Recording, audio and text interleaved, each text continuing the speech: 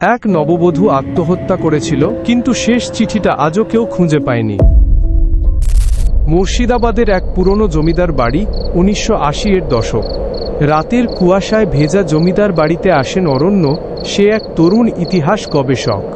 তিনি শুনেছিলেন এই বাড়িতে এক ভয়ের গল্প লুকিয়ে আছে, এক নববধূর আত্মহত্যা যার চিঠি আজও কেউ খুঁজে পায়নি।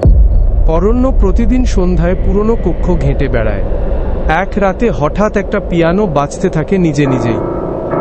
সে এগিয়ে যায় আর দেখে আয়নায় এক মেয়ের ছায়া, সাদা কাপড়ে মোড়া, চোখে জল। মেয়েটি ধীরে ধীরে বলে, তুমি অবশেষে ফিরলে, অভিরাজ। অরণ্য স্তম্ভিত। কে ওই অভিরাজ? একটি পুরনো ডায়েরি খুঁজে পায় সে।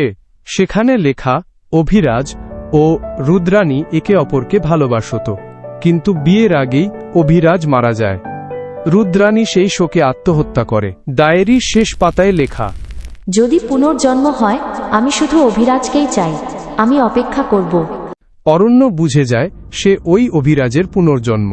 শেষ রাতে সে আবার সেই কক্ষটিতে যায়। রুদ্রাণীর ছায়া ধীরে ধীরে জ্বলে ওঠে, মুখে শান্তি। এবার সে শুধু বলে, এই জন্মে নয়, পরের জন্মে দেখা হবে। রুদ্রাণী হেসে মিলিয়ে যায় বাতাসে। অরণ্য যেন হালকা হয়ে যায়।